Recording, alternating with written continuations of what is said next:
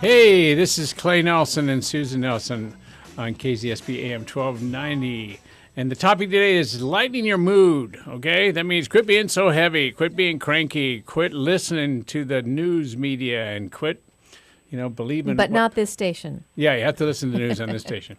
And stop believing what the radio says and what the news says and everything else. Now, we have a caller, and who might be this caller? Well, hi, Clay and Susan. My name is Tammy. Hi, Tammy. And I'm calling because I have a friend who tends to use me as her mood enhancer. Cool.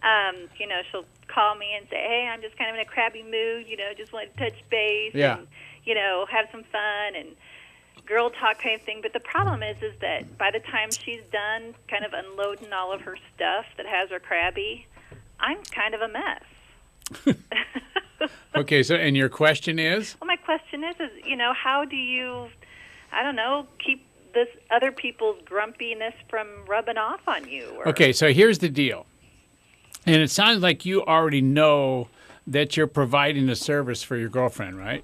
Yes. And she calls you up to kind of speak her way out of being in a mindset that is not a good one or not a happy one, or she wants to change it or whatever. And she may not even be cognizant of it. She may, I don't think she is. Yeah, but she knows that once she does it, she feels better, right? Yeah, that's fair. Yeah, so we call that clearing. In other words, you're getting the stuff out of your life that you don't want to have in your life, that you're tired of, or that you just don't want to have to deal with anymore.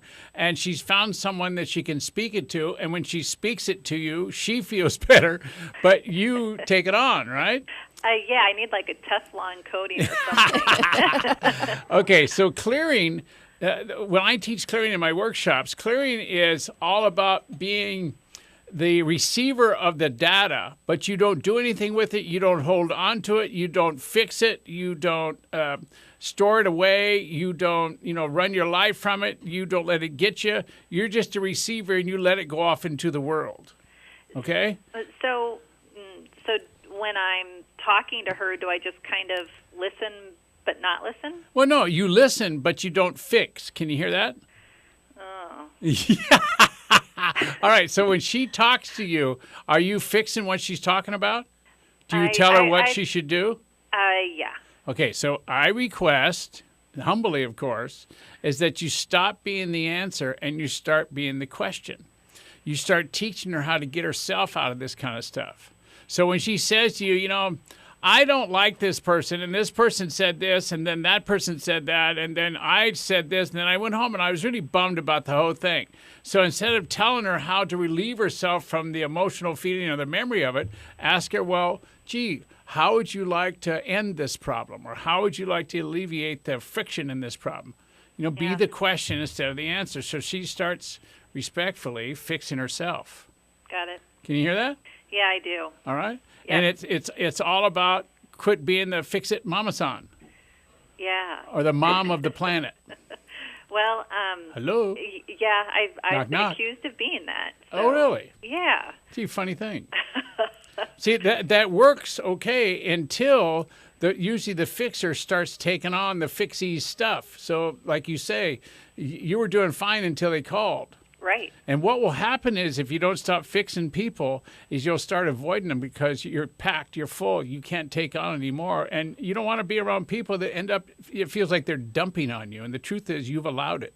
Yeah, and the truth is that this friend's a really good friend. It'd be a shame to allow that to happen. Yeah. So, anyway, I'm definitely going to take your advice. Yeah, and go, there's some, let me see. There's some CDs I've got, so you can go on the website and take a look at. It's all about clearing and how to use clearing to enhance your relationships, your communication with your loved ones, the people you love the most, and with best friends who happen to call all the time and they're not feeling too good. You know what I mean? Well, great. Thank you, and I'll see if I can't get some sort of Teflon coating, too. That might help, too. I like that line. Teflon coating, there you go. All right, thanks for calling. Thanks. Bye. Oh, that's a good call. It's a good point. Mm-hmm. People sometimes have relationships with other people where, one is the speaker and the complainer and the other one is the listener and the fixer. And two things happen. What happens when the listener and the fixer can't be there? All right. And what happens when the listener and the fixer gets maxed, or what happens when the listener and the fixer has her own stuff she has to deal with, and she has nobody she can talk to because she's used to being the receiver all the time. And she's filled up You know, with everybody else's stuff. That's when people, the mad they get when those things happen, the mad you get far exceeds the circumstance, because they're all bottled up inside. So that was a good call. Now, mood enhancing idea number 1 is laughter. Okay, don't forget that one. And by the way, that's the easiest one. The second one is allow yourself to just be. Like Susan and I were learning about being in the Hawaiian Islands, is folks over there just kind of go with nature. I mean, that's really what it's all about. All right, and speaking of go with nature, mood enhancing idea number 3 is take the time to be something other than in a hurry and appreciate the cool things around you, even in your own backyard. Well, that brings up an idea. Remember when Beth and her girls, Claire and Caitlin, were here? Yeah. They came to the studio. Anyway, Yeah. so one of cool. the things that we did just so they could get, it was their first time in Santa Barbara. Actually, Beth has been here before, but she'd been to workshops and then back home. So we took the time to just see what Santa Barbara had to offer. And one of the places that we went that I have never been before, but have seen it all the time, is the Ty Warner Sea Center. And how many years have you lived in Santa Barbara? Oh, let's see, since 1983, so what, 25 years? 25 years? Okay, Yeah. all right, good. Got it. It's a big oops. Yeah. Well, considering all the times I've been out on the wharf, never been to the Sea Center, saw it being built, but anyway, so we went to the Sea Center and some other places, but the Sea Center is really cool, really, really cool. It's part of the Natural History Museum. Yeah, and So isn't the Sea cool. Center been here long enough to have been? I know it had a fire once. Yes. And even since then, it's been remodeled once. Yes. So it's been around a long time. Yeah, it's been around for a while. And guess who has never been to the Sea Center? Maybe you. I think it's gotta Diego. go. Diego's never been. I'd be willing to bet. Nope. See, Diego's never been. Okay, so we need to go. Maybe. Yeah, it's really cool. I haven't gone either. And it's just right here in the backyard. Maybe we It's should like- take Ed and Julie tonight. Instead of going to dinner, we'll go to the Sea Center. Okay.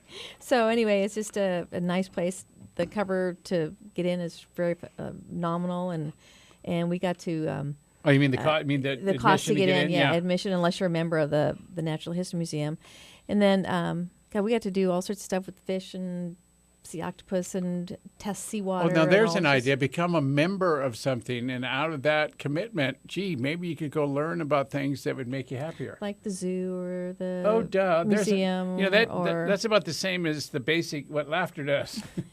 pretty much. This show is starting to teach me some things. Good. It's when you're used to teaching all the time or writing for someone else or writing to speak to a group or whatever. Yep. Sometimes you have to get what you're writing. Beth and I are planting the seeds. Oh. Yeah. I think this is called dropping a tree. Anyway, now, so mood enhancing idea number 1 was laughter. Number 2 is allow yourself to just be, and that's just be present to where you are.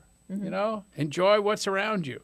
And then mood enhancing idea number 3 is being out in nature. All right. Oh, you know what? Also, just one more thing here. And even Santa Barbara, we've got the Botanic Gardens. Yeah. It's just, they're amazing. Yeah. They're amazing. Just Yeah. walk around the woods. And Well, in the islands, I got to tell you, and all the times we were sitting on our condo deck. The lanai. Yeah. Yes. And we were right on the ocean. And we spent a lot of times looking out at the ocean and just watching the ocean. Guess what we never do in Santa Barbara?